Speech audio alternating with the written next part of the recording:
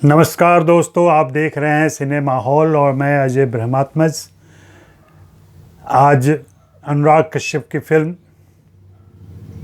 Choked पैसा बोलता है। यह फिल्म 5 जून को नेटफ्लिक्स पर आई है। यह उन फिल्मों की शुरुआत है जो अब सीधे OTT प्लेटफॉर्म पर आएंगी। अनुराग कश्यप ने इस फिल्म की घोषणा बहुत पहले कर दी थी। यह फिल्म उनकी आजमाई हुई ज़मीन और कुछ वैसे ही किरदारों की कहानी कहती है जिन्हें हम अगली में ज़्यादा करीब से देख चुके हैं। फिल्म का पूरा परिवेश अगली का पड़ोसी लगता है। ये मुंबई के लोअर डेप्थ किसी चौल मलिन बस्ती की कहानी नहीं है। यह मध्यवर्गीय अपार्टमेंट में, फ्लैट्स में रहने वाले उन 2 किरदारों की कहानी है जो मुंबई जैसे महानगर के मिजाज और बदलते समीकरण को जाहिर करते हैं। फिल्म में सुशांत पिल्ले और सरिता सहस्रबुद्धे दंपति हैं। उनका एक बेटा है। दोनों कभी संगीत के क्षेत्र में प्रतिभा आजमा रहे थे। सरिता गाती थी और सुशांत गिटार बजाते थे। दोनों का प्रेम हुआ, शादी की। शादी के बाद सरिता ने अपने पति सुशांत के सपनों के लिए अपने सपनों को त्याग दिया। उसने बैंक की नौकरी कर ली ताकि उसका संगीतज्ञ पति अपने हिसाब की कोई नौकरी कह लें, काम कह लें,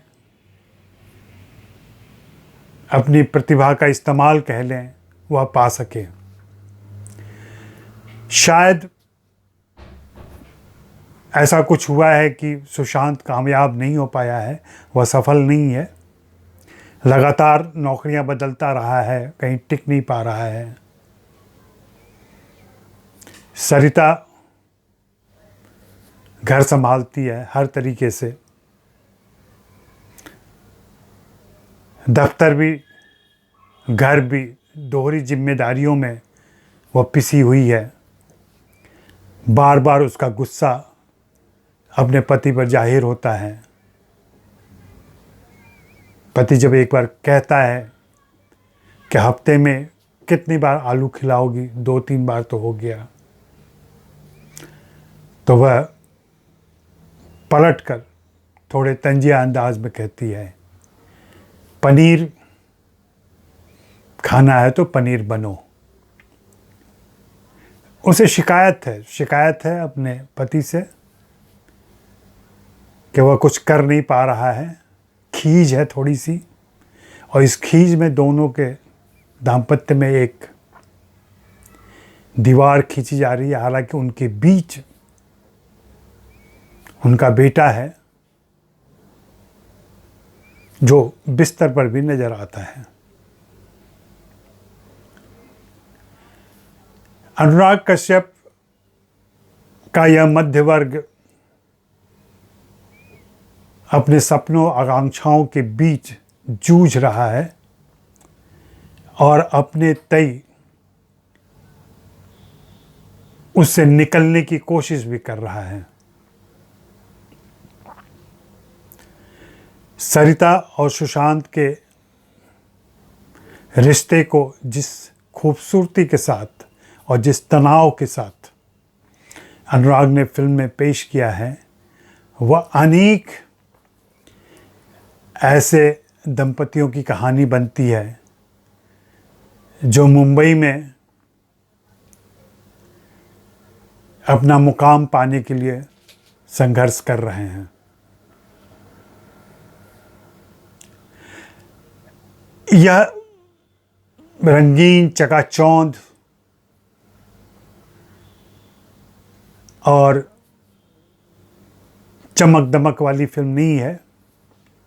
ऐसी फिल्मों का रंग अनुराग के यहाँ सलेटी होता है।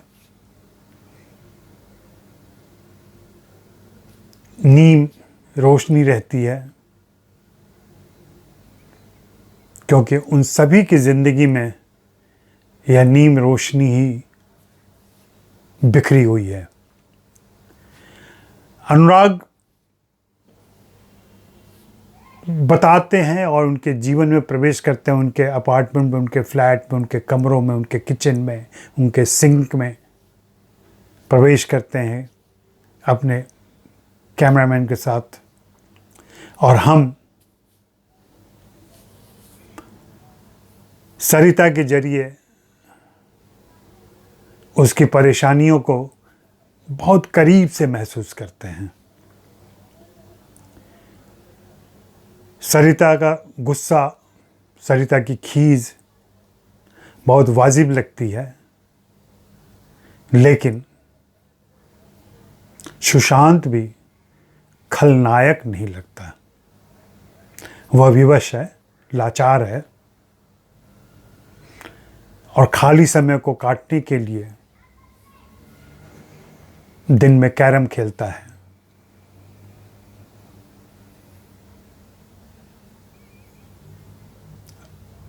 उसे उम्मीद है कि वह जल्दी ही कुछ कर पाएगा। संगीतकार अमित त्रिवेदी के यहाँ भी वह जाता है। कहानी तब मोड़ लेती है, खास मोड़ लेती है, जब अचानक सरिता को अपने चोक्ड सिंक के नाले से पैसे दिखाई पड़ते हैं, पैसे निकलते हुए दिखाई पड़ते हैं।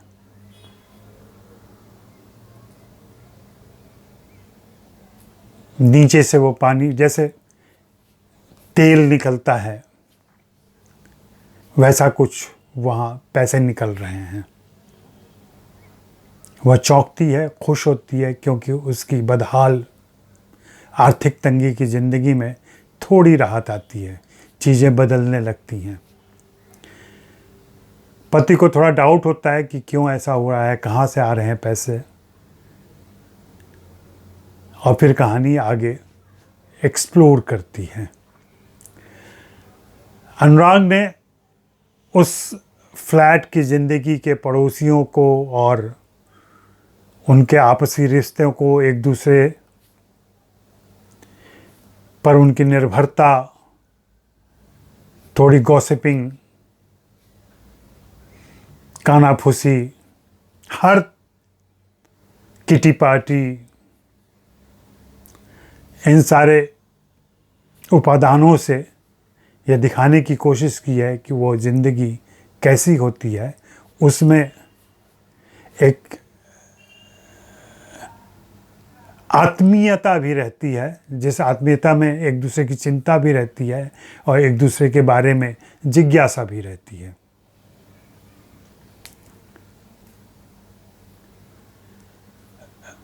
इस फिल्म को देखते हुए यह ज़रूर महसूस हुआ कि अनुराग कश्यप की जो धार है, जिस तीक्ष्ण तरीके से वे अपनी फिल्मों में दिखाई पड़ते हैं, वह तीक्ष्णता थोड़ी कम है। उनके किरदारों की जो अराजकता होती है, वह भी यहाँ कम है। शायद इसलिए कि उम्र बढ़ने के साथ और अनुभवों के साथ रिश्तों को, चरित्रों को एक खास पर्सपेक्टिव में देखने का तरीका मिल जाता है। जिंदगी कठोर सच्चाइयों को विश्लेषित करने और उनको एक अलग संदर्भ में रखने और समझने की समझ आ जाती है।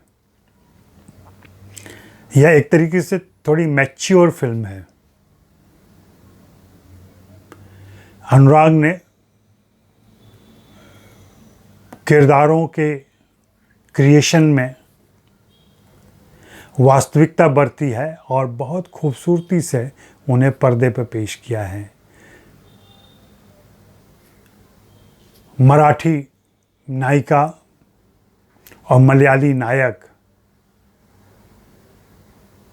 जब नाराज़ होते हैं, जब झगड़ा करते हैं, जब बुदबुदाते हैं तो अपनी भाषा का इस्तेमाल करते हैं।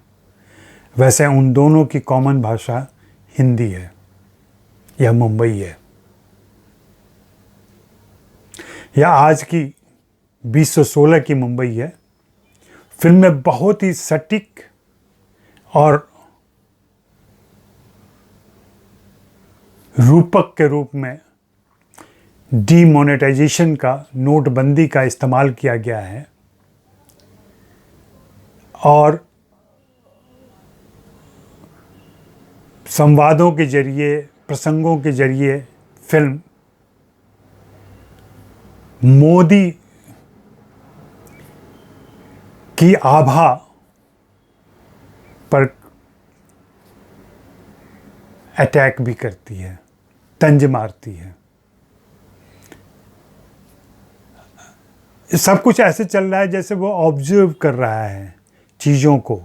सीधा निशाना नहीं है मोदी के फैसलों पर या मोदी की नीतियों पर, लेकिन एक अंडर करंट है। यह फिल्म कन्फ्रंट नहीं करती है, लेकिन उस हलचल को महसूस करती है जो अचानक नोटबंदी की वजह से पूरे देश में आया था। कुछ फुटेज के जरिए, कुछ तस्वीरों के जरिए और कुछ किरदारों के जरिए, कुछ एक दृश्य के जरिए उस तबाही की तस्वीर पेश करती है पर्दे पर। इस लिहाज से यह अपने समय की एक बहुत महत्वपूर्ण फिल्म बन जाती है कि 4 सालों के बाद ही सही किसी ने नोटबंदी को एक खास पर्सपेक्टिव में देखने की कोशिश की है। फिल्म का मुख्य विषय वो नहीं है, लेकिन फिल्म का एक उत्प्रेरक विषय वो ज़रूर है। एक उत्प्रेरक घटना है और उसका उतना ही इस्तेमाल हुआ है। यह फिल्म संयमी खेर, रोशन मैथ्यू, अमृता सुभाष, राजश्री देशपांडे, उपेंद्र लिमये आदि कलाकारों के लिए भी देखा जाना चाहिए। यहाँ संयमी खेर ने बहुत ही संजीदा और सधा हुआ अभिनय किया है। कुछ एक दृश्य जो दोनों के बीच के हैं वो द्रवित करते हैं, प्रभावित करते हैं और वहाँ पता चलता है कि ये दोनों युवा कलाकार अपनी कला को लेकर कितने दक्ष हैं। सही स्क्रिप्ट का मिलना और सही किरदारों का चयन और उनका सही चित्रण किसी भी कलाकार को अपनी प्रतिभा दिखाने का बड़ा मौका देता है और इसके साथ उनकी प्रतिभा निखरती भी है। इसका उदाहरण है चोक्ड, पैसा बोलता है। फिल्म का शीर्षक, फिल्म का टाइटल बहुत कुछ कहता है। वो कई सारे संदर्भों को एक साथ पेश करता है जहाँ सब कुछ फंसा हुआ है, रूंधा हुआ है, जैम हो गया है। वह सामने दिखाई पड़ता कि सिंक है, किरदारों के रूप में दिखता है कि वो सरिता और सुशांत हैं, डीमोनेटाइजेशन के रूप में एक देश की घटना है, और ऐसी बहुत सारी चीज़ें हैं। यह फिल्म देखने लायक है और यह अनुराग की एक उल्लेखनीय फिल्म है जो बाद में याद की जाएगी। मैं इसे A मार्क दूंगा। शुक्रिया, मेहरबानी, धन्यवाद।